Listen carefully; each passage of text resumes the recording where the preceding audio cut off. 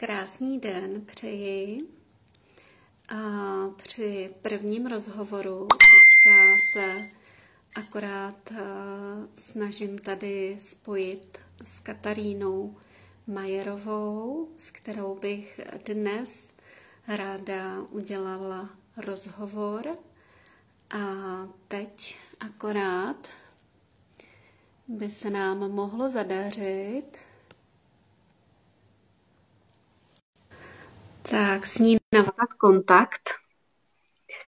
Takže my jsme s Katarínkou se spojili asi tak před 14 dněmi a mě velmi zaujaly vlastně její vize, její vnímání, a to zejména co se týče černé luny. Takže mě napadlo, že bychom se mohli spolu propojit a udělat rozhovor. Tak a jestli se to teďka zadaří, tak Katarínka už se tady napojuje a přidává. Doufám, že ma aj počuješ. Už je tady. Takže já tě vítám, Katarínko, moc ráda tě vidím. My jsme teďka asi 20 minut strávili samozřejmě technickýma způsobilostma, aby se vůbec zadařilo nějak ten rozhovor udělat, protože já jsem v Čechách, jsem v Praze, Katarínka je Slovenka, ale žije v Maďarsku, takže je jasný, že byl možný jenom tenhle ten online rozhovor prozatím. Takže já už jsem tě stihla uvízt trošičku mezi tím, než se nám to seplo a než se nám to propojilo. Takže z mé strany je to teda úplně první rozhovor. Nevím, jestli ty si někdy dávala někde nějaký takhle rozhovor, nebo jestli to máme. Ja skôr som viedla rozhovor a robila som rozhovory do jedného časopisu slovenského. Dávnejšie, to už sú asi tak rok a pol dozadu. No. Potom som už len vo svojej ulite. Jo. No, takže my jsme se vlastně spojili tak, že ty jsi asi jako viděla nějaký moje videa na tom mém profilu, něco tě tam nejspíš jakoby zaujalo, tak jakože přivábilo a tak si se mnou vlastně propojila a mě velmi zaujaly tvoje vhledy a tvoje vnímání, a tak se mi to i líbí nějakým způsobem, musím říct, že je pro mě příjemná i ta slovenština, že i to vnímám jak takový jako propojování vlastně těch dvou národů, kterýho já mám třeba v sobě. Vlastně tu slovenskou část mám v sobě taky, akorát jí teda ještě jako s ní nejsem úplně tak jakoby spojená, takže i třeba skrz ten rozhovor s tebou vnímám, že můžu jako mnohem hlouběji se dostat i do svých třeba vlastních kořenů, i toho národa, by se tak dalo říct. Jo. Ty jsi mi zase říkala, že velmi silně cítíš vlastně to napojení zase na Čechy a na tu Českou republiku, ano, že jo? Áno, takže ako fakt mnoho mojich, tak nemám ich znova veľmi veľa, ale čo sú blízke duše, tak ste z Čech. Takže tak asi tam nejaké jako prepojenie musí byť, no. No, jako takovou tu ležatou osmičku krásnou teďka vidím jako z nás dvou, kdy já jsem v těch Čechách a zároveň cítím to napojení na ty Slováky a ty z toho Slovenska směrem k nám, jo, takže já si myslím, že doopravdy jsme se vlastně nikdy jako úplně jako nerozdělili a že to ani jako nemá jakoby být. No, teď mě to vede ještě mi tak jako, že vlastně ty naše korunovační klenoty, nevím, jestli jsi o tom jakoby slyšela, jak jsou vlastně vyvezený pryč a 2 roky mají putovat někde po různých jako evropských zemích. My se právě s přítelem rozhodujeme, jestli v sobotu teďka nezajedeme do Drážďan, už jenom energeticky vlastně tam podpořit vlastně tu sílu toho českého jakoby národa, že tohle to je teda velmi jakoby pro mě tak jako i tady v té rovině se hodně ladím, jako proč vlastně vznikla vůbec tahle ta situace. Máš ty na to nějaké jakoby Ja cítim bolesť, hlbokú bolesť. Ako keď sa tak napojím na Čechy a tých ľudí, čo to nejako vnímajú, tak taký bolesť, smútok. A podľa mňa to z vás dosť vyviera teraz na povrch je to taký pocit osamotenia. Že ste boli odlúčení od toho, čo vám je srdcu blízke, čo vyjadruje kúsok z vás, aj keď to nie ste vy, ale to sú tie korene, by som to skôr nazvala. Hej, tie korene sú rôznorodé, tie korene, proste každý má to svoje napojenie na tie korene, ale tie korene sú rovnaké pre všetkých. A vy máte úplne špecifickú také špecifikum je v Čechách. Vy ste takí zakorení. Slováci sú skôr zakorenení nie cez stavby, alebo cez to také klenoty. Neviem, nechcem to teraz ponímať, ako že vy ste materialisti a Slováci sú nejakí uletení. Nie takto to myslím, ale skôr ako keby na Slovensku to bolo skôr tej úplne ako nevyjavenej forme na niečo, lebo my sme tam nemali ani kráľovstva, my sme stále k niekomu patrili, aj keď máme korunovačné mestá, ale je to úplne, ale vám sa tie korene v podstate to vaše, to české, sa vám ako keby už pretavilo, zhmotnilo aj do toho, že ste mali tie kráľovstvá. Proste tam tiež sa odvíjala a vyvíjala tá vaša kultúra. Akože takto nejako vnímam, ale cítim tam skôr taká bolesť a smútok. Je to také osamotenie a aj strach, že vám znova niečo ukradnú a že sa vám to nevráti späť. Nemyslím si, že sa to týka týchto klenotov, že by sa k vám môže vrátiť, ale keď samozrejme bol Napoleon, bol Hitler a všetci proste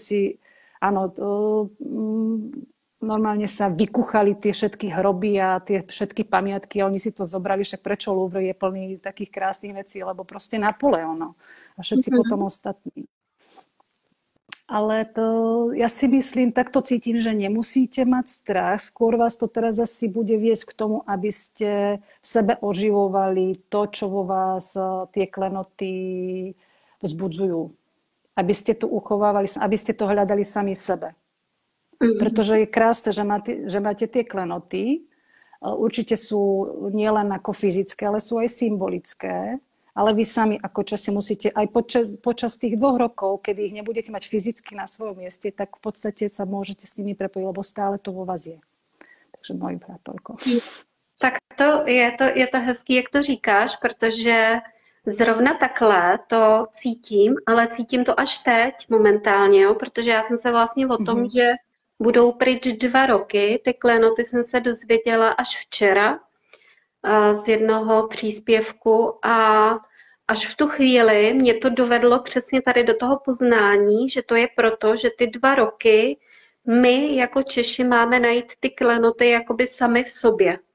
A pak až se nám vlastně, jako když můžou vrátit jako zpátky, jo? Že to je takovej tlak na ten vlastně posun nás, aby jsme pochopili, že vlastně ty klenoty máme v sobě.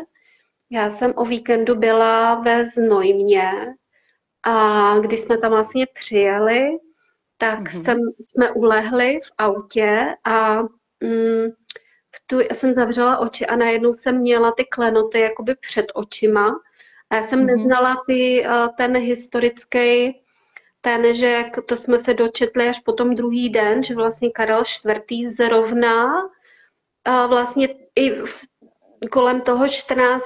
května, kdy on se narodil, což bylo teda včera, nebo předevčírem, už to je, dneska už je 16. Ale že on na svoje 50. narozeniny zrovna v tom Znojmu vlastně tam uzákoňoval to předávání, teď nevím, jakoby těch zákonů kolem těch klenotů, jo? Že se to na to nějak jako prostě vázalo a že to bylo na jeho 50. narozeniny, což zrovna my jsme se v tu dobu tam náhodou jako vyskytli a mně se tam ty klenoty takhle jako vlastně vyzářily, objevily jakoby před obličejem a pak druhý den, nebo ještě tu noc, zase jako ve snu, jsem vlastně viděla, jak když jsou schovaný v nějaký hoře. A pak jsem si uvědomila, pak něco ještě se během toho dne dělo, že oni jsou jako schovaný jako v té hoře, že to je ten symbol toho, že jo, to jsou ty jeskyně, jo. Ten symbol vlastně těch jeskyní je vždycky to nitro naše, že jo. To je tak, to, kde vlastně jako, když pro mě, to je jako, kde sídlí vlastně ta duše, je ta jeskyně, vnitřní jeskyně, jo. Takže vlastně nás to i vedlo, že jsme opravdu přes ten den, já jsem ani nevěděla, jak to tam vypadá v tom parku a tam opravdu byly teda úplně překrásný, jako těch jeskyň jsme tam napočítali třeba, když jsme tam prolejzali třeba 5 různých jeskyň, kde my sami s partnerem jsme se vlastně zastavovali a tak jsme se pořád vlastně naciťovali tu energii, že jo, a od té doby tak jsme se vrátili sem vlastně zpátky jakoby do Prahy. Včera jsme byli na povídání o Santýnem, což je další jako úžasný vlastně český jakoby podle mě muž, který dokázal nemožné tady. A pak jsme byli pozdravit na Karlově mostě právě jako k jeho narozeninám Karla. No a tak jsem najednou jako a pak přišla ta informace, že 2 roky vlastně budou pryč ty klenoty. Jo, a tak se mi to přesně poskládalo do tady toho vnímání, že to je proto, aby my jsme vlastně každý z těch Čechů hledali vlastně ty klenoty toho národa jako v sobě. Že to je i tak, jak vlastně zpátky si ty klenoty vlastně sem jako i přitáhneme. No, je to aj symbolické, nie len čo sa týka tých klenotov a tú ich energiu alebo odkaz hľadať v sebe, ale celkovo hľadať v sebe. A pre nás ženy je to ešte väčšia výzva, by som povedala, ako pre tých mužov. Nie preto, lebo by sa muži v sebe nehrabali, ale jednoducho sme naskladali inak. Teraz, ak si všimla, trošku som už tak pozvolna prešla na tú našu tému, lebo to úplne všetko spolu súvisí. Určite. Lebo keď trošku ešte odbočím, čo sa týka tých klenotov ako tých drahých kameňov, tak čo napríklad ku mne prišlo, že všetky drahé kamene v podstate vznikli z emócií našich, ako ľudských, a potom v prepojení aj s jemnohmotnou tou ríšou, proste čo je na Gáji. A nemusí to byť len z Gáje, proste, lebo Gája je vytvorené zo všetkého, čo bolo, je a čo len bude. Pretože Gája je vytvorená v tom bezčasí, ona je priamo spojená s tým nekonečnom, s existenciou, s vesmírom, každý si to nazve ako chce. A preto aj my máme tu v sebe tú nekonečnosť. Len sme na to zabudli. A práve to obrovské množstvo tých drahých kameňov, ktoré sa vytvorili, je vlastne dôsledkom toho nášho tvorenia. Teraz odhľadíme od toho, že čo tu všetko bolo, že tu bolo veľa smútku, bolesti, ale ten život sa tak mnohorako prejavoval, že tu máme nielen tie kamene, ale keď sa pozrieme, však neustále vznikajú nové druhy zvierat, nové druhy rastlín. To je všetko prepojené, pretože ten život sa nejako prejavuje a tu sú na to tie najlepšie podmienky. No, to, čo si my z toho robíme, to je už druhá vec, alebo ako to nevnímame, ale buďme optimistickí trošku. Ale treba vidieť aj tú druhú stránku, samozrejme. No a teraz sa vrátim k tým ženám. No. Ako si povedal, že máme v sebe tie jaskyne. Ja by som to niekedy nazvala, že máme vo vnútri sebe také šachty. A tie šachty sú niekedy veľmi staré a bojíme sa do nich vojsť, lebo čo keď nás zasypú. Je to, ale teraz mi prišiel na lebo som mala krásne prepojenie s asteroidom Cheironom. Ja ho volám Cheiron, niekto ho volá Chiron. Hovorí sa, že je to ten liečiteľ našich vnútorných zranení. On sa mi predstavil ako Indiana Jones. Tak keď som sa ho na to pýtala, že prečo Indiana Jones, tak povedal, lebo on je tiež dobrodruh a v podstate tiež nás k tomu inšpiruje, aby sme boli tiež tými Indiana Jones, že proste sa zahlbíme do seba a budeme pátrať a budeme to brať v tej ľahkosti, lebo jeho jeho energie neskutočne rýchly, ja som ledva písala, stíhala som písať, ale on nás vedie k tomu, aby sme sa nebrali tak príliš vážne. Aby sme to brali skôr v tej ľahkosti a proste, lebo hlavne my ženy máme potom tendenciu byť fatalistky, trošku hysterčiť a trošku sa tak nejako potom dať do tej spupnosti a prísnosti, lebo je to úplne prirodzené, lebo mne to... Minule sme sa o tom rozprávali aj s partnerom, ako povedal, že máme to ako ženy ťažšie, tak som sa tak na ňo pozrela, lebo on je proste typický muž. Ale už len z toho, keď si to zoberie, že muž rozmýšľa takto. Ale je hezký, jakože vůbec něco takového řek, jakože to mají ženy, jak ano, těžké. Ano. A ještě ti do toho jenom... Lebo on je rovnováha. On je totálna rovnováha. On akože, či je starý, mladý, žena, muž, je mu jedno. Jo. Jenom do toho vstoupím, že říkáš toho Johnsona, protože je to tak 3 měsíce zpátky, co my jsme si s partnerem po miliony letech prostě měli potřebu pustit si všechny díly Johnsona. No. A to bolo koncom marca, koncom 3. mesiaca, keď som sa s ním, keď som sa s ním prepojila, takže to tak nejako môže. No. Ako to sú úplne krásne tieto synchronicity. No.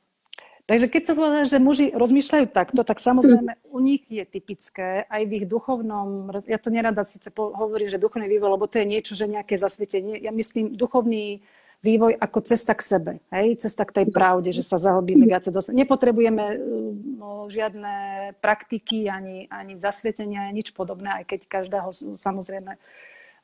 každého cesta je iná, a keď je to súčasťou aj zasvietenie, tak je to v poriadku.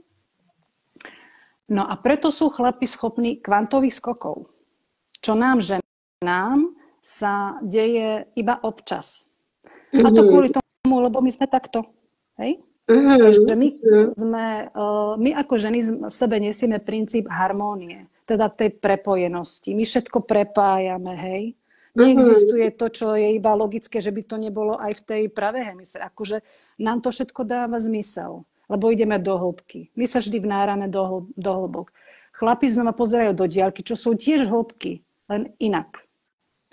Proste oni vnímajú trošku ten svet inak. A práve toto je to nádherné. Potom to spolužitie muža a ženy, lebo muž je princípom rovnováhy. Čo sa my máme učiť od mužov, rovnováha, to je to otvorené srdce bez hodnotenia. Prijímame svet taký, aký je. Nebudeme hodnotiť seba ani iných. Nebudeme sa porovnávať, nebudeme sa škatulkovať. A to je všetko tá rovnováha a hlavne rovnováha, že pomenujeme veci pravými menami. Máme názor. Bo my ženy máme potom tendenciu, ja nemôžem nič zle povedať, lebo čo keď si tie energie, vibrácie znížim, je to hovadina. Pretože keď som človek, tak mám v sebe emócie.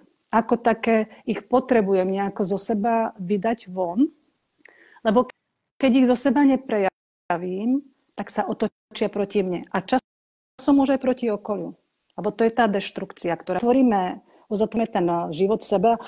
Nemôžem nič, musím sa len takto usmievať, ale už časom je ten úsmev taký veľmi trpký, tak nerobí to dobrotu. Keď máme to srdce otvorené, tak to znamená, že nami pretekajú tie emócie, ale zároveň to platí, že nemáme potrebu ten hnev voči niekomu obracať, že na neho budeme teraz úplne kydať, alebo ho preklínať, alebo niečo podobné. Proste povieme si svoj názor, že no nasral ma, strašne ma nasral. Ale to je tak všetko, lebo no, to je on a ja som ja, ako tam my nevieme zmeniť tento svet. A tá úloha spasiteľská, už by sme sa jej tiež mali vzdať. Hlavne my ženy máme k tomu sklony. Áno. Trošku odbočím, je to znova z minulosti, no. Ale povedz, lebo vidím, že máš niečo k tomu. Jo. Jenom vlastně v té fázi, jak ty jsi, co mě velmi zaujalo, jak jsi říkala o tom, že muž je schopný dělat ty kvantové skoky, tak mně k tomu přišlo vlastně to, že už mi dává smysl, proč vlastně třeba dejme tomu takových jako 10 let jsem měla pocit, že všude na sobě pracují jenom ženy. Bylo to dlouhý období, kdy ať si šla na kruhy, šla si kamkoliv, tak všude převládaly ty ženy. A já ti poviem potom aj dôvod, no. Úplně to taky vnímám, jak vlastně to je proto, že ta žena potřebuje jít vlastně jako pozvolně tou cestou, krok za krokom. Vytváří jakoby to pole, aby ten muž potom mohl udělat ten kvantový skok, protože on jí vlastně je schopen dohnat vlastně v tom krátkém časovém úseku, třeba i právě skrze tu lásku. Len skrz lásku sa to dá. Ako ja to mám posledné mesiace v podstate od minulého leta. Tento svet sa dá zachrániť len cez otvorené srdce ženy.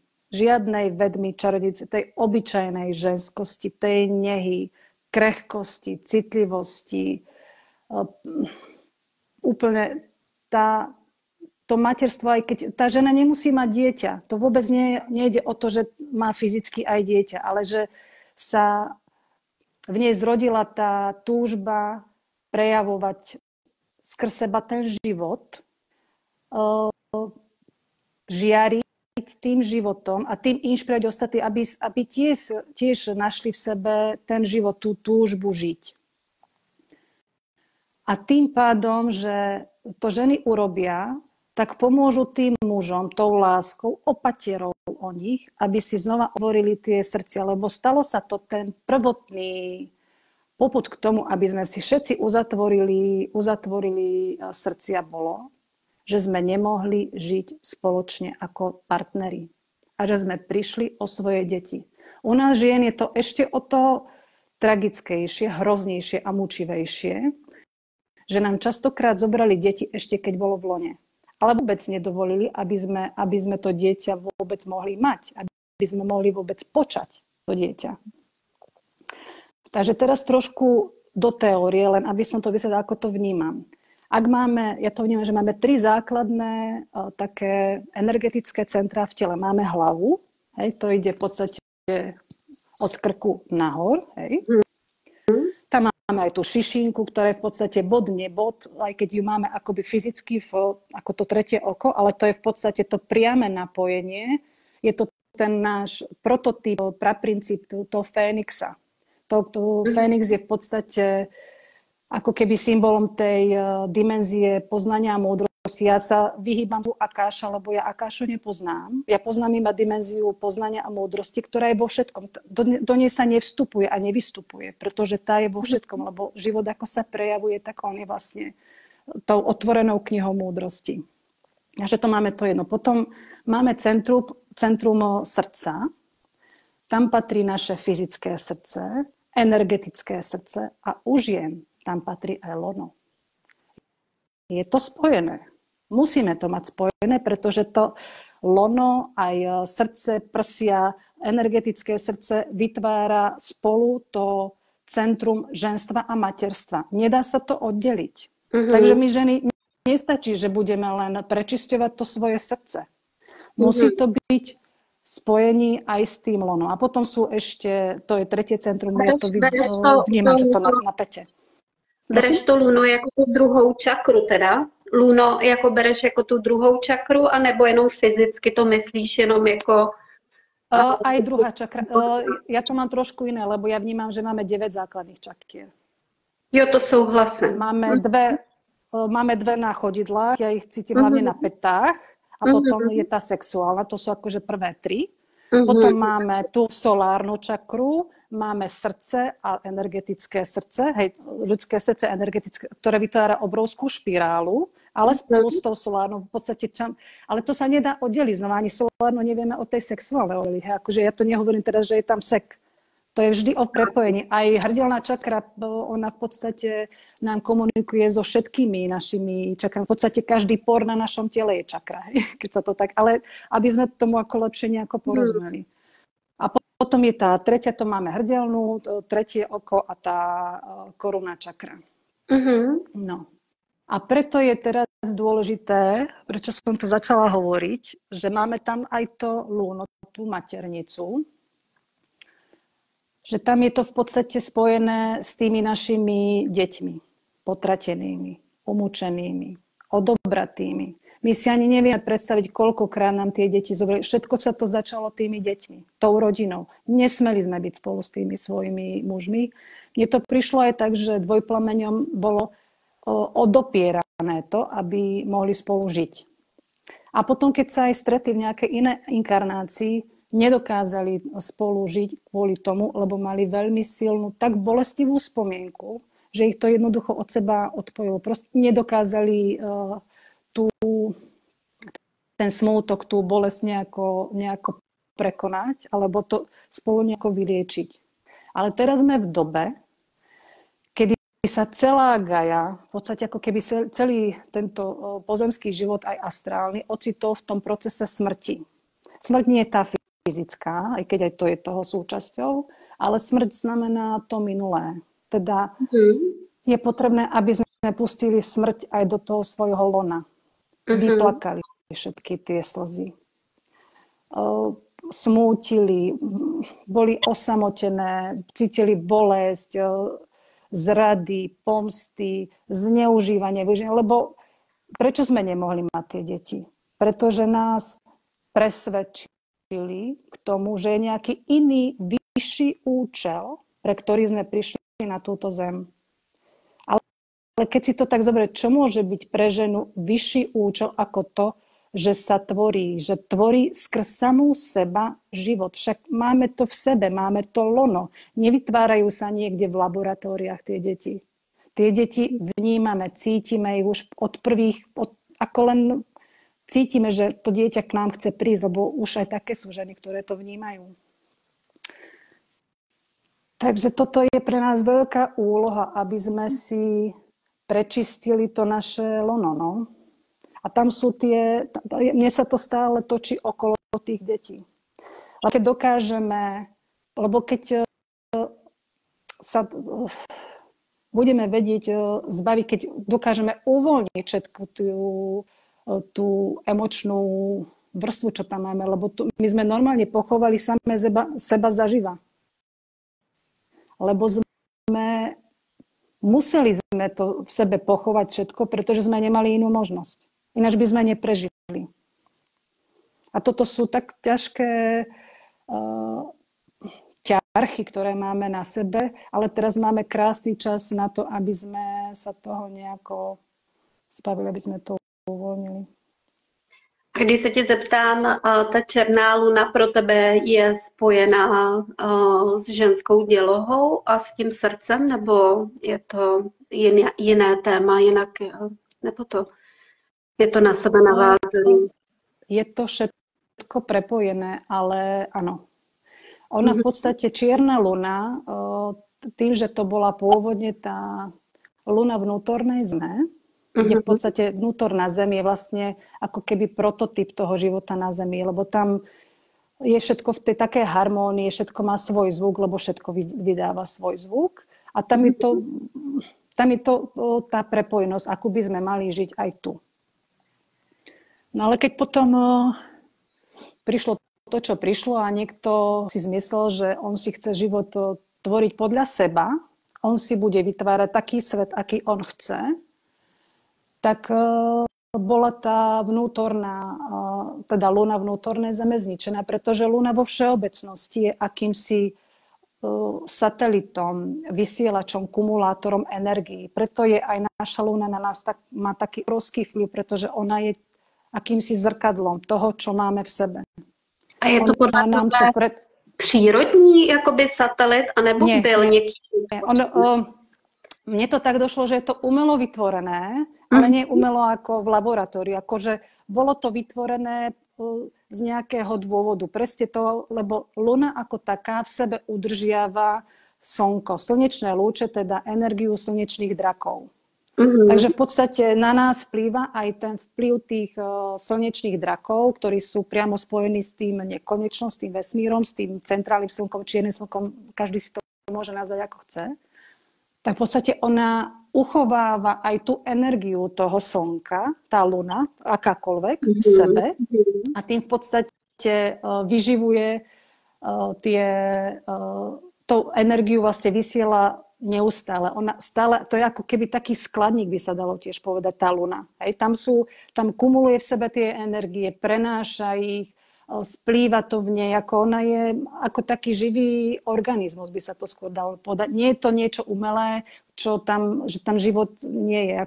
Nemusíme si predstavať samozrejme, že tam hopká niekto priamo na mesiaci, pretože ja vnímam, že každé teleso v našej slnečnej sústave je obrovským kanálom a vôbec na tej planéte alebo hviezde, alebo kde nemusí byť život, ale cez ten kanál sa v podstate vieme napojiť my na to pôvodné miesto tých obyvateľov, ktorí v podstate sú spojení s tou planétou, s asteroidom alebo s hviezdou.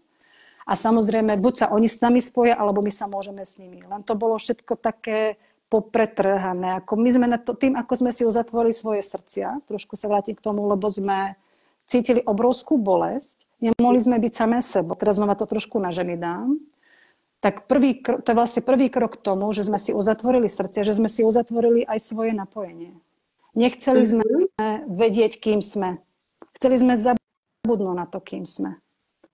Pretože tá bolesť bola tak ukrutná, že sme chceli úplne na všetko zabudnúť. A tým pádom sme zabudli aj na to, čo vyžarujeme. No, proste zabudli sme na to ženstvo. A preto sa teraz k ženstvu môžeme vrátiť. Ale je to vlastne cesta toho seba prijatia a liečenia. No. Prijatia to najmä tej smrti. A keď sa pýtaš na tú čiernu lunu, lebo to som ti neodpovedala. Čierna luna je vlastne tiež prejavom tej našej bolesti. Ona bola zničená. Aj keď bola umelo vytvorená, ale proste ona žila, lebo žili v nej energie slnka, naše energie, lebo tým, že sa prelínajú tie energie, tak nemôžno povedať, že je to len také. To nie je ako tu vytvoriť tie klony, alebo ja neviem, proste ono tiež ako keby mala svoje vedomie, alebo dušu, by sa dalo povedať, hej? A tým, že bola zničená, tak si v podstate prežila hrozné muky. Neviem, či si to tam zaregistrovala, lebo som spravila o tom včera tú nahrávku. A že ona v podstate odtedy, ako bola zničená, ona slnko nevidela. Nemala ho ako vidieť, pretože bola zničená. Takže ona v podstate sa aj k tomu životu, čo predstavuje to slnko, dostala skrz len našu lunu, ktorú vidíme aj na našej oblohe. Pretože táto luna sa stala pre ňu akoby novým domovom. A preto je čierna luna tak ešte viacej spätá s týmto pozemským bytím. A preto ju mnohé ženy vnímajú veľmi silno, pretože jednak cítia tú obrovskú prepojenosť s pozemským bytím ako takým. A čierna luna v podstate v sebe nesie tú bolesť. Ale aj to odhodlanie, že sa znovu zrodí sama za seba. Nesie v sebe aj ten princíp zmrtvých vstania, ktorý znova má v sebe Matka Mária. Ja si to predstavujem tak, že všetky tieto akoby bytosti nie sú oddelené. Hej? Keď hovorím o rôznych tých ženských bytostiach, ako je aj Gaia, Isis, alebo Čierna luna, potom ona už sa teraz vytvorila Biela luna, Matka Mária, Mária Magdalena. Je to ten istý princíp, je to tá istá energia, tá ženská materská energia, len je mnohovrstevná. Aj my sme mnohovrstevní. Aj my máme rôzne svoje bytia, alebo už len ako človek sme mnohovrstevní. Máme toho sebe strašne, takže to sú všetko tie také akoby nuancy tých energií, ale všetko to patrí do tej ženskej maťkej energie. Ale samozrejme tá energia nepatrí len ženám. Len my ženy ju cítime viacej, najmä tú čiernu lunu, lebo zosobňuje a vyťahuje z nás tú pravdu. Ona je vlastne princípom tej pravdy, lebo tým, že ju zničili, ona nemala inú možnosť iba si znova načrieť sama do seba. Lebo ako energia samozrejme nezanikne, aj keď ju mohli fyzicky zničiť. Energia je stále. Však aj my, keď zomrieme, tak v podstate stále fungujeme, existujeme. Takže ona si musela ako keby načrieť sama do seba, do svojho ticha a musela mať v sebe obrovskú vieru, že sa znova zrodí. A teraz už ju zaregistrovali, že to už o nej hovorí aj Jitka Valentová, že existuje biela luna. Je to vlastne znovu zrodená čierna luna. Takže čierna luna sa v podstate pre nás ženy stáva obrovskou inšpiráciou, že napriek tej obrovskej bolesti sa vieme znovu zrodiť. Ale to znamená, že sa vzdáme úplne všetkého, čo je tam mimo. Ja som mala obdobie, že som sa vzdala aj svojich schopností. Potom som si povedala, že ak mi to má pomôcť tomu, aby sa mi uľavilo radšej. A v podstate sa musíme všetkého zbaviť, aby sme sa prečistili úplne. Lebo čo je naše, aj tak je naše. Nezmizne to, ako nemôže nám to niekto ani zobrať, ani nič. Je to naše. Ale máme to veľmi zanesené, to sú všetky tie spasiteľské syndromy. Alebo... Nedržet to, nic nedržet. Vlastně vnímám taky, jo, že umět vlastně v té ženě je i síla právě v tom, že když ona to dokáže jako povolit a uvolnit a tím ona se jako i víc jako rozprostře, není stažená vlastně jakoby dovnitř do toho jednoho bodu, ale jako když právě i to ženský luno, jako když se v tu chvíli dokáže jako roztáhnout a rozprostřít a skrze to vlastně... může být v krči. Ano, přesně tak. Jak jsem mluvila o té černé luně a o té luně vlastně jakoby na obloze, je to tak teda, že vnímáš, že ta černá luna je spjatá vyloženě teda s pozemským životem a s námi jenom jakoby s lidmi oproti té luně, která je teda jakoby... Takto. Tým, že ju zničili, lebo ju zničili kvôli tomu, aby sa neprišlo na tú manipuláciu, lebo tým, že luna zrkadlí tú pravdu, ona nič neprikrášľuje, ani neočiernie. Proste luna je princípom zrkadla. Všetko ukáže v tej pravde. Také, aké to je. Takže aj ako luna vnútornej zeme zrkadlila ten pravdivý život, ako by mal fungovať na zemi. A keďže by sa na ňu ľudia dokázali napojiť, tak by dokázali si nacítiť, že asi nie je celkom v poriadku to, čo sa žije momentálne na zemi. Takže sa rozhodli, že tú lunu vnútornej zeme zničia. Ale teraz sa ona prebúdza tak, lebo ona sa prebúdza spolu s nami. To je všetko prepojené. My si tu myslíme, že my sme tu takí červičkovia malí a my tu vlastne nič nezmôžeme a že sme boli zmanipulovaní a že nám neviem, ako pokafrali to DNA. Sú to všetko manipulácie. Pretože vo svojej podstate my ako ľudia sme tie najdokonalejšie bytosti, ktoré boli vytvorené zo všetkého, čo je. Takže nie je mysliteľné, aby nejaký aj neviem, akí najlepší inžinieri dokázali to, že by nám nejako zdeformovali tú DNA. Jedine, ak si robia svoje klony, tam si môžu robiť, čo chcú. Ale keď je prirodzený vývoj toho človeka, že v podstate zo ženy sa a z muža samozrejme tiež, keď sa rodí nový život, tak tam to neviem, ako? Bolo to spôsobené našim vlastným odpojením. To, že nám k tomu pomáhali, to je všetko pravda. Samozrejme, však toľko bolesti, utrpenia, ako to nebolo normálne, lebo keď sme boli ako ženy, tak keď sme mali trošku lepšie schopnosti, tak okamžite nás našli. Boli sme veľkňažky, vedmy a ešte čarodejnice. Oni nás neupaľovali, nás nie. Pretože sme boli využívané pre nejaký vyšší účel. A ten vyšší účel bol nad všetkým, nad tým, ako tá žena chcela žiť, či chcela mať deti, nechcela mať deti, mala svoje sestry, tu budeš, tu máš svojho čierneho mága alebo neviem akého mága, tomu budeš tam slúžiť.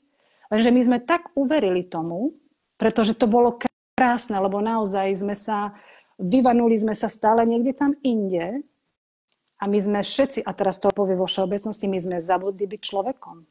My sa to len teraz učíme, čo je to byť človekom. A je jedno, či sme sem prišli pôvodne ako hviezdna duša, alebo ako človek, ktorý sa zrodil tu na Zemi. Lebo je to rozdiel, ale už rozdiel nie je. Hej? Alebo je to tak pomiešané, že ja keď vidím tú spupnosť niektorých tých hviezdnych semienok, no nejaký ten človek, ktorý sa pôvodne narodil ako človek, má o mnoho lepšie napojenie ako ty, pretože si k tomu sám siahol. Všetci si potom môžeme siahnuť, lebo to všetko máme v sebe. Takže všetky strachy vychádzajú aj z toho, že niekto, to nie je že jeho spasiteľský syndrom, to nehovorím, že teraz on je teraz pýcha a teraz ja to idem všetko, lebo ja vám ukážem, aká som fantastická, aký som fantastická, že ako by to malo fungovať, ale niekedy sa to úplne opačne prejavuje, že tá duša nevie inak len sa rozdať, len sa seba obetovať. A tam je problém. Mm-hmm. Lebo ako ženy to máme, samozrejme, že sa staráme, ale znova to je, keď príliš prepadneme tomu princípu harmónie, to je tá výživa, to je tá opatera, to je to konejšivé, to hladkanie, ako staráme sa, aby boli všetci okolo nás spokojní, aby boli šťastní. To je prirodzený prejav tej ženy matky.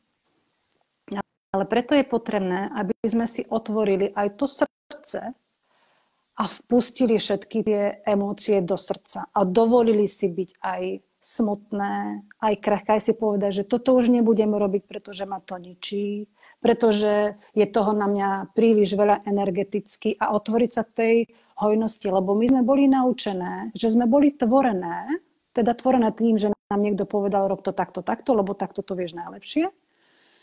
A my sme zabudli tvoriť, ale tvoriť skrz seba. Tvoriť neznamená, že budeme niečo rukolapne robiť, ani čo sa týka tej duchovnej práce. Vôbec nie. Skutočne tvoriť je tvoriť cez seba, len ten život. Proste, že žiarime, že sme šťastné, naplnené. To je skutočná podstata toho naplnenia tej ženy, si myslím. Samozrejme, každá sa potom chce nejako prejaviť, ale to je druhý krok. V prvom rade musíme byť spokojné sami so sebou. Nepridať si k sebe nič. Ani len to, že sme matky. Len, že som ja, žena. Je to ťažké. Sama mám s tým problém. Vôbec to nebudem hrať teraz ramena, že by som to mala všetko za sebou. Nemám. A ja mám strachy. A ja mám znova také strašne seba pochybovačné, až seba znižujúce tendencie. Hrozné.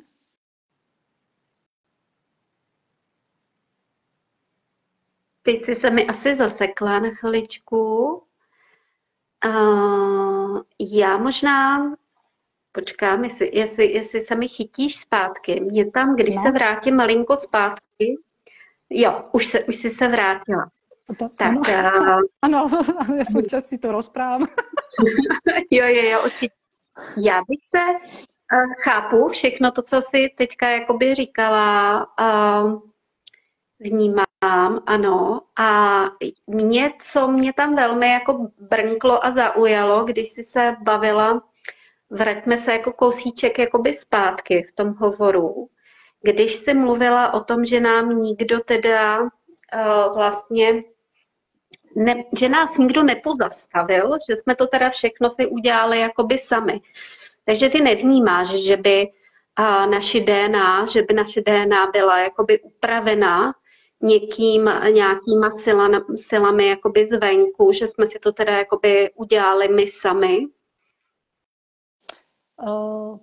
Verila som tomu aj ja, že sme teda naozaj boli nejako zmanipulovaní, ale verila som tomu dovtedy, kým som nezačala hľadať sama v sebe.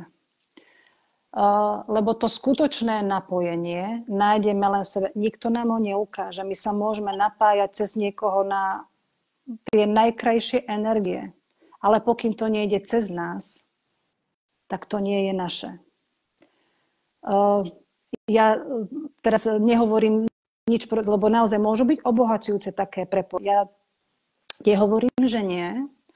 Ale ja som sa v podstate začala prepájať s tými všetkými možnými svetmi a dokážeme sa všetci so všetkým, s čímkoľvek sa vieme prepojiť. Aj s riekou, vieme sa s Plutom, vieme sa s čiernou dierou, vieme sa s čímkoľvek prepojiť. Lebo tam máme všetko v sebe.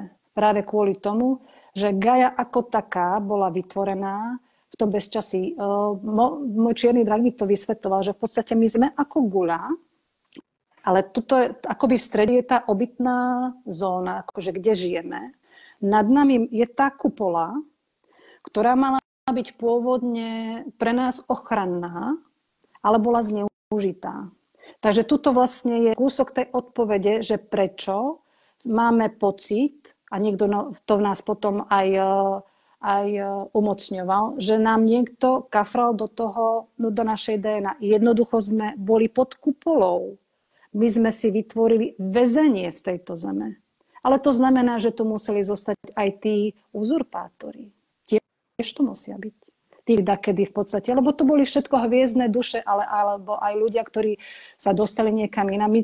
My si nepredstavujeme, že teraz sem vždy prišli na nejakých koráboch a nás sem prišli teraz s ničím. My sme si to robili sami. Však si predstav, že príde nejaká hviezdna duša, nejaké obrovské vedomie z neviem akých dialov, proste, kde má uveriteľné schopnosti. Neuveriteľné. Dokáže materializovať, dokáže teleportovať, má úžasnú intuíciu, dokáže rozpoznať energie, to je tá mágia. A príde do ľudského tela a teraz príde, že ja viem tvoriť. A nie každý to zvládne. Však sa pozri na ľudí okolo seba. To je tá moc, ktorú pocítia a v podstate potom chcú viac. A viac. Ja neviem presne, ako to bolo, ani ma to nezaujíma, že či tu boli nejakí Anunnaki a neviem čo, ale to, že nám blahosklone hadie, či tie reptilánske bytosti to dali Anunnaki, proste to sú také hovadiny pre mňa, že to nemá období, že sme patrili. Zem nikdy nikomu nepatrila. Ak niekomu patrila, tak to je preto, lebo si ju zobral silou. Nikdy nikomu nemôže patriť, lebo je proste projektom celého vesmíru, celého nekonečna. A my si ani nevieme predstaviť, aký obrovský máme my vplyv na to, čo sa deje tam inde. A teraz som sa znova zamotala, ale to je úplne u mňa normálne. Tú kupolu som hovorila, že máme teda kupolu, tá sa teraz uvoľňuje, preto je veľmi silné slnko. Hej? Preto tak ohromne cítime tie elektromagnetické vlny, pretože tá kupola sa musí uvoľňovať. Ale to je znova... oni v podstate vypaľujú tie staré štruktúry, no neviem, ako to mám nazvať. Oni nie sú, ale my sami to chceme. Čo to? Tohleto s tou kupolou, to je tvoje vnímání, anebo to je informace, jako, kterou ty si potom jako zpracovala? Od čierneho draka, no. Od čierneho draka. Od môjho čierneho draka. On mi dosť rozprával o tom, že boli najprv obry a potom vlastne boli vytvorení ľudia. Obry boli aj keď dinosaury a žiadne, že meteority, ale proste niekto chcel, aby bola kataklizma, tak bola. V podstate stále každá kataklizma bola vtedy, keď prišiel nejaký iný pán, čo si povedal, ja to takto nechcem, teba zničím, lebo tvoju múdrosť nechcem. Zničilo sa úplne všetko, nenechali sa deti, nenechali sa stromy, nenechali sa rieky, nesmelo sa nič. Taká Sahara nebola takedy púšťou. Takže, no. Je to tam tak, ako to je. A ešte sa dodám, že tú spodnú časť tej zeme je vlastne to bezčasie. Tam sú aj tie dná oceánov, s ktorými si prepojená aj ty veľmi. Na oceánok to v podstate to je priamo spojené na tú nekonečnosť. My si to nevieme predstaviť, lebo my všetko berieme tak materiálne. Aj v tom duchovnom svete sa všetko, lebo to je jedna bytosť, druhá bytosť, ale v tej jednote je to všetko prepojené. Tam nevieme povedať, kde niekto začína, druhý končí pre Boha. Potom je to už o tej individualizácii, keď hutnejšie energie, ako keby sme sa vedeli sa už nejako akoby ošať, aj keď nie doslovne, tak tá individualizácia vlastne je to, že všetko sa môže prejaviť samé za seba.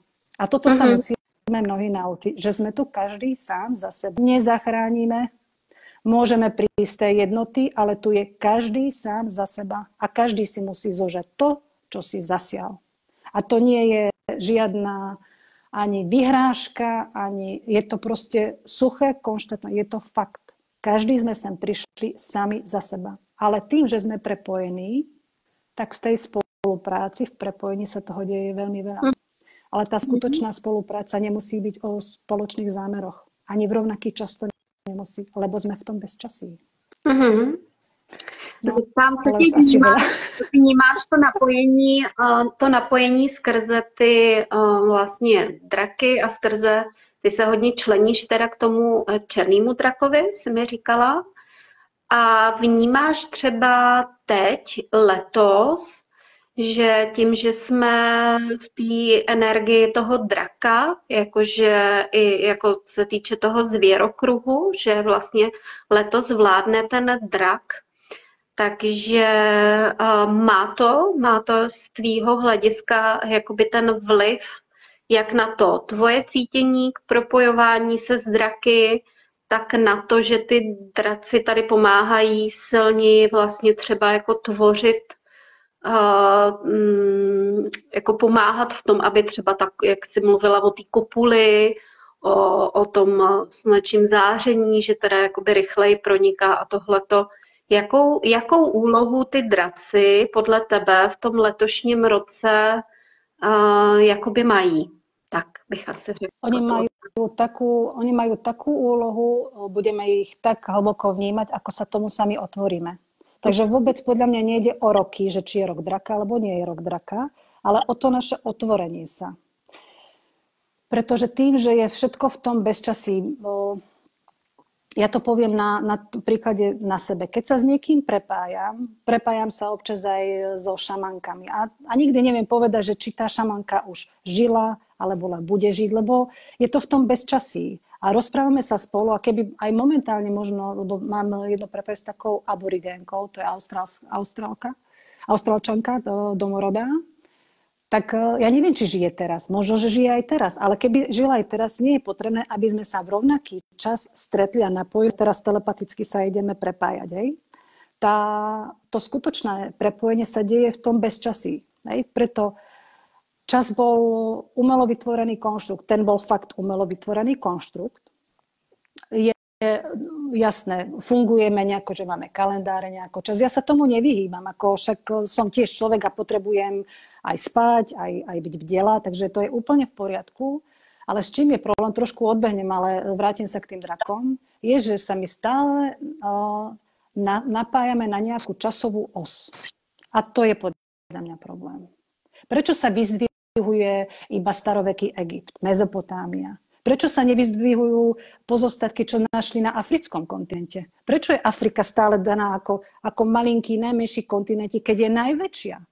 Vieš, to sú proste stále, všade je tá manipulácia, to podsúvanie a na toto sa opriem. Ja nemám nič proti Egyptu, ako ja som tam mala tiež svoju inkarnáciu, akože aby to nevyznelo takto, len by sme nemali oživovať tú minulosť.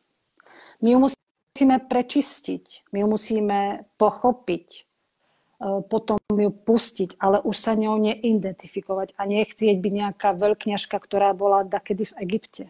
Pretože to je to isté, ako keď sa vykuchajú tie hrobky tých faraónov. Ľudia sa chodia na nich pozerať. Však prečo sa ten faraón dal zabalzamovať? Preto, aby jeho telo bolo stále prítomné, fyzické na zemi a tým pádom môže z toho tela, cez to telo, už to telo nevie, ale cez to telo, s čím sa spojí, aby si vedelo odoberať odtiaľ tú energiu. A čo sa stane, keď ľudia sa budú na toho faraóna napájať? To sú všetko otázky, ktoré ja nikoho nepresviečam ani nič, len je to všetko, čo sme mali, to sú tie skúsenosti. A znova sme pri tom, že niekto sa krvopotne dostáva k tým svojim schopnostiam, ktoré mal dakedy v tej minulosti. Ale práve preto sa potrebujeme očistiť od tej minulosti, aby sme si očistili aj tie svoje schopnosti a svoje dary. Aby to nebolo zatienené ničím, čo sa v tej minulosti udialo. Pretože minulosť nie je nemenná. Ak máme bezčasie, tak je spojená minulosť, prítomnosť a budúcnosť. Takže my by sme sa nemali orientovať nejakú konkrétnu časovú os. Vtedy to tak v dejepise, ako sa učia deti, lebo rok tento a vtedy boli toto a toto. A normálne sa upriamuje tá energia na to, že len toto však vynechané sú celé stáročia, o ktorých sa nerozpráva v histórii. Pretože tam nechcú, aby unikala, aby sa upriamovala na to pozornosť. Takže toto je asi... Toto sú, teraz to teba chrlím a to sú moje niekoľkomesačné uvedomenia, takže ospravedlňujem sa, niekedy je mi aj príliš, ale to je vlastnosť, príliš je vlastnosť draka. Preto chcem raz posmeliť každého draka. Neexistuje také niečo, že ste príliš. To ste vy draci. Drak môže byť jemný, drak môže byť drsný, drak môže byť hlučný a môže byť úplne tichý. Je to úplne jedno. Neexistuje niekoľko rás drakov. Je drak a má nespočetné množstvo druhov. Nespočetné množstvo. Pretože draci ako takí sme spojení s emóciami. My vytvárame tie emócie. Dračia sila je v podstate prejavom tých 4 živolákov. Nechcem nás teraz dávať, že sme nejako piedesta, lebo ja nevnímam, že sú nejaké hierarchie ako pyramídy v tom konečne, aby sme si to dali na čisto. Len to sú také vrstvy, ja to vnímam tak.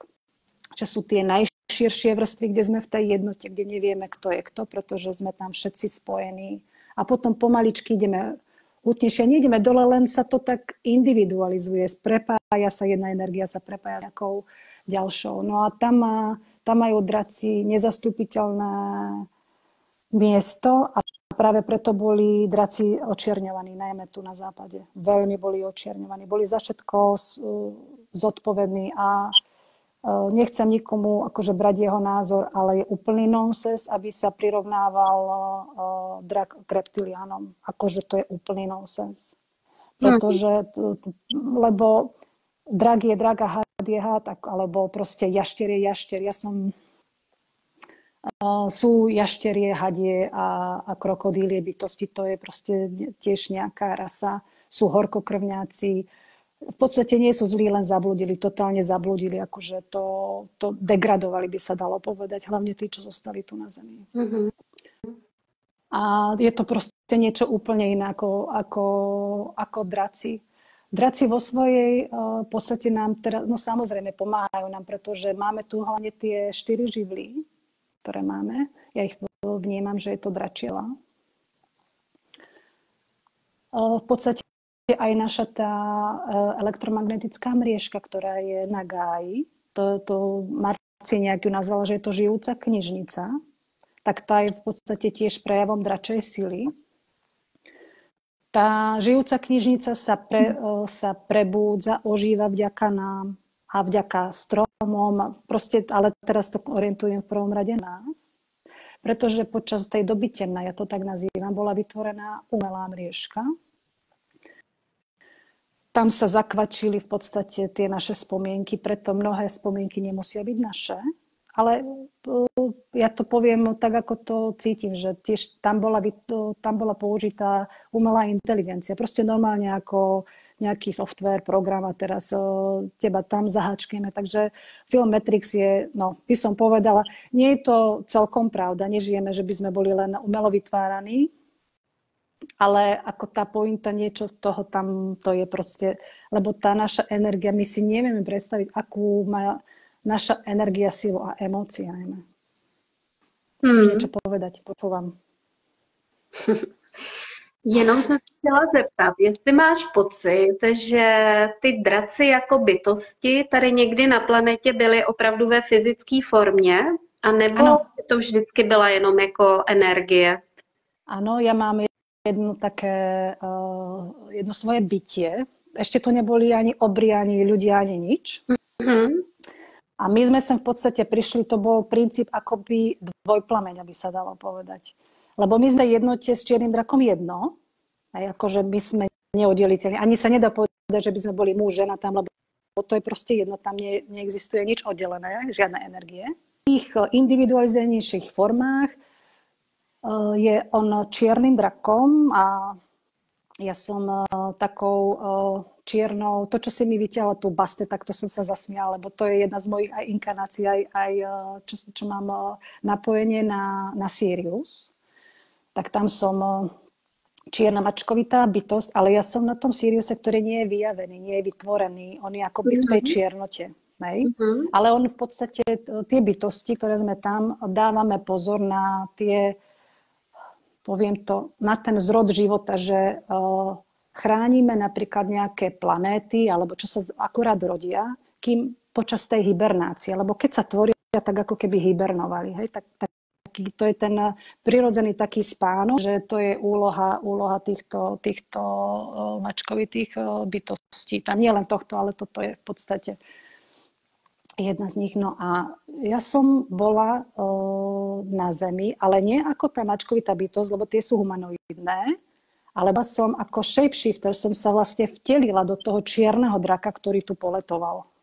Takže oni naozaj, neviem do akej hustoty to bolo, lebo tam to neviem rozlíšiť, keď som vo vízii, ale jednoznačne tu nejako prebývali. Ako dakedy bola Zem otvoreným miestom, sem sa prilietávalo, odlietávalo, ako naozaj to bolo ako také, ako živé laboratórium, poviem to tak. Potom sa z toho spravilo také umelé laboratórium, ako pokusné králiky sme tu boli.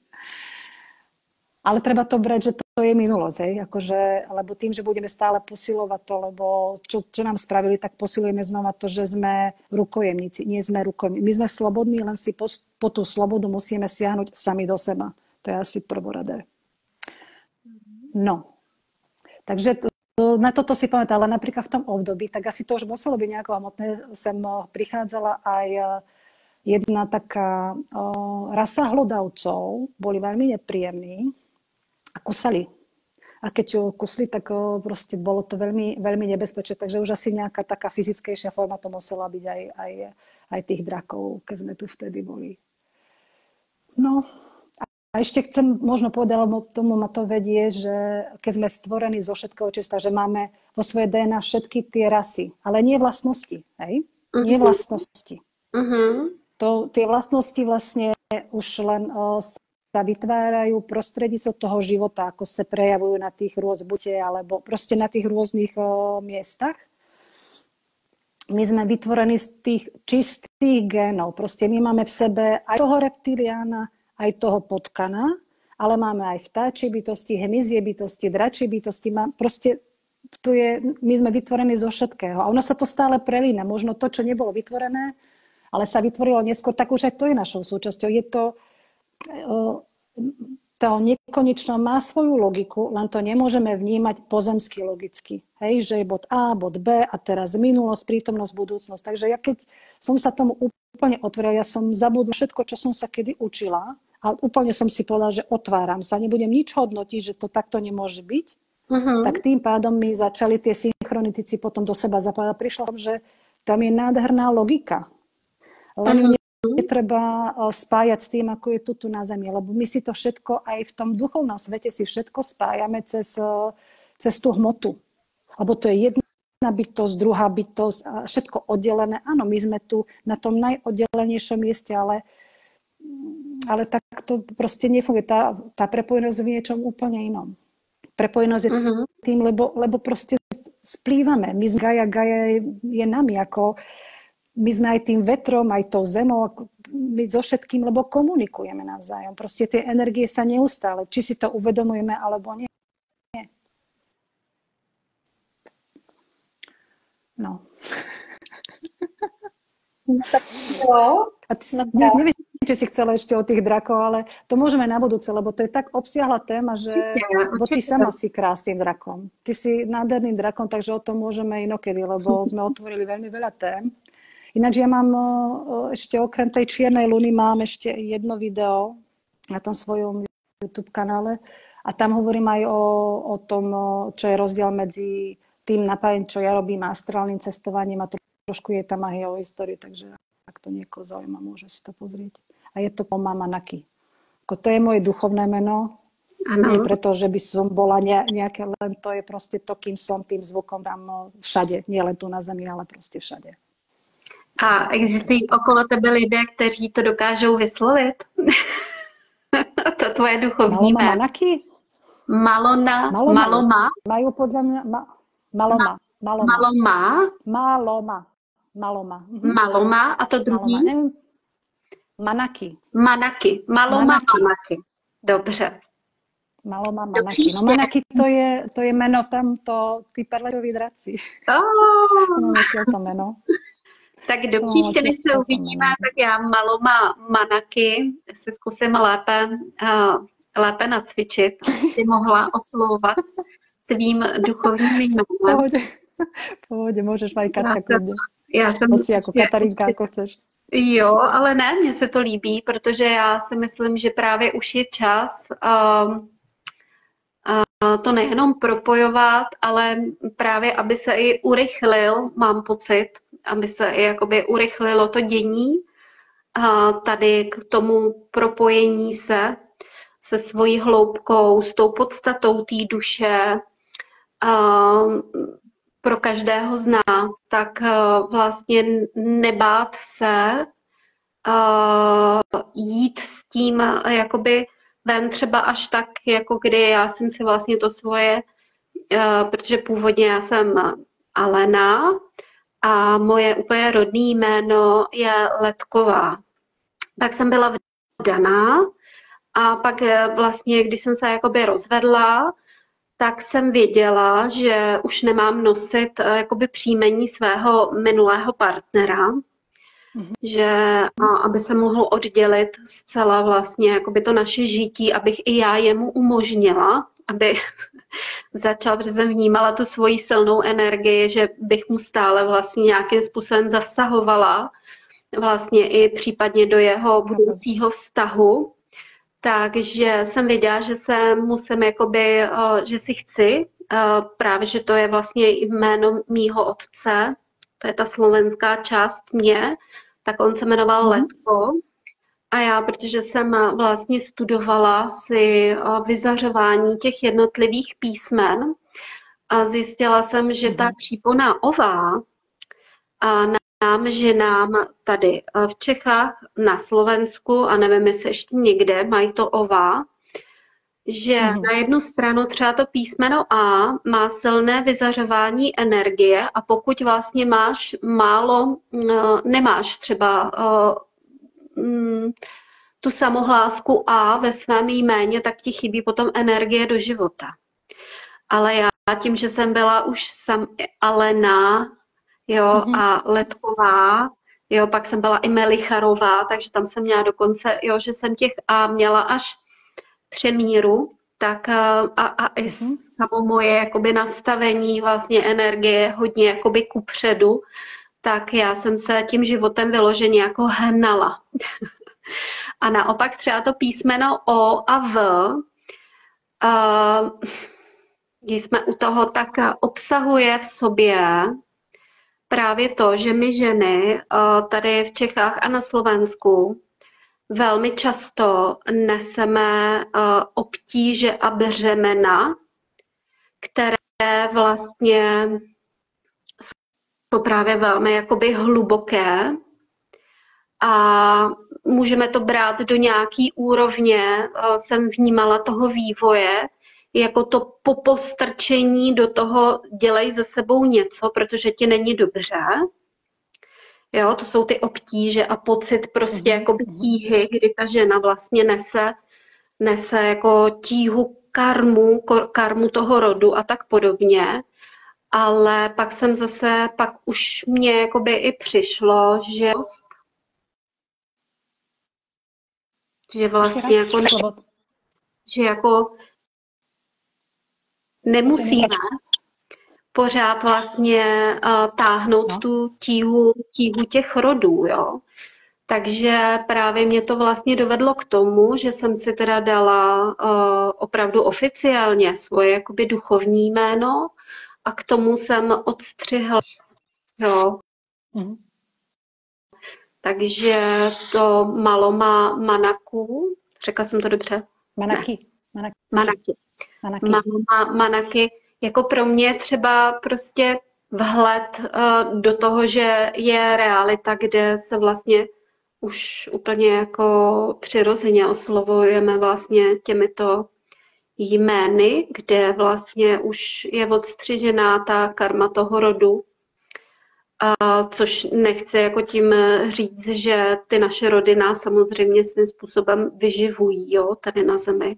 Jo, je to, kam upíráme pozornost, takže může to být karmický, ale může to být i vyživující, že jo, takže no. V tomto podľa mňa by sme mali byť aj trošku také egoistky, že proste normálne vedome sa odpojiť, že nie je dôvod na to, aby sme čistili to, čo bolo niekoho iného, lebo to sa nám proste potom vlečie. Takže každý si to musí, keď si to neočistil v tom svojom živote, tak v budúcom, ako však nič sa nekončí. Ako, no, takže súzním úplne s tým.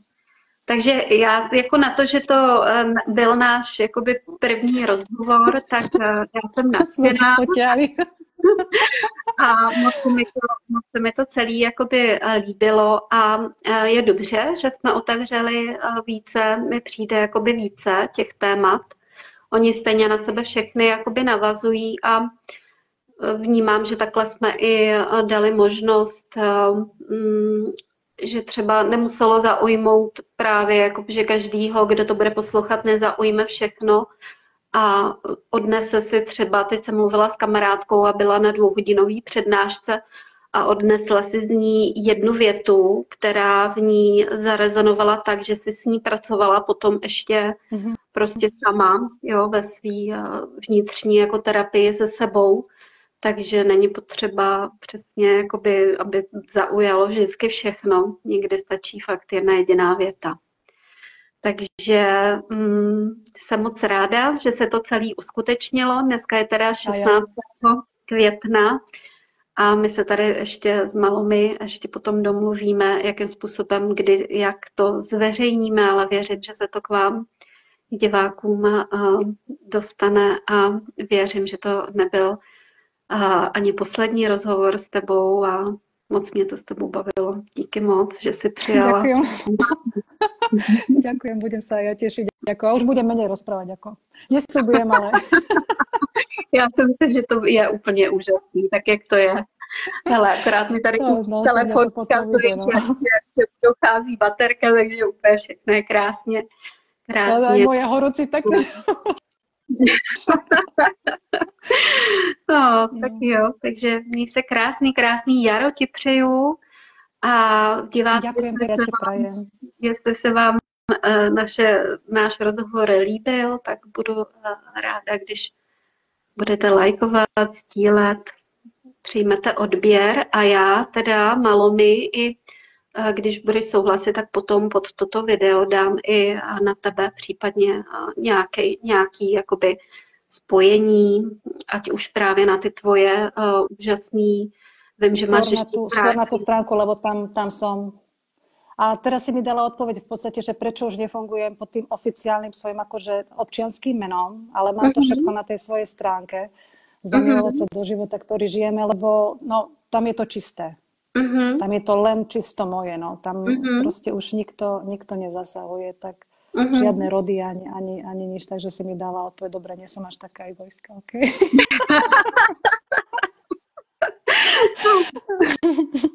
Treba sa hlavne na sebe smiať, fakt to treba brať s humorom. Na budúce môžeme trošku aj viacej o tej očiste, lebo je to ťažké, ako nebudem hovoriť, že nie, ale znova je to strašná úľava, keď sa k tomu naozaj podujmeme. Fakt neskutočná úľava. Takže o tom sa, lebo myslím, ale viem, že aj ty máš svoje hlboké uvedomenia, tak o tom môžeme na budúce. Veľmi ráda. Měj se krásně, krásný jaro ti přeju a zase někdy na vidění. Ďakujem krásne, ďakujem aj ja tebe, aj všetkým prajem. Ahoj. Papa, ahoj. Ahoj. Ahoj. Tak já ještě teďka teda tady odeberu, jestli mi to poskytne se. Takže se rozloučíme asi jakoby takhle společně. Už to vnímám, že tady, že neumím to, takže prostě takhle společně my se spolu loučíme a zase někdy se uvidíme. Mějte se krásně. Papa. Ahoj. Ahoj.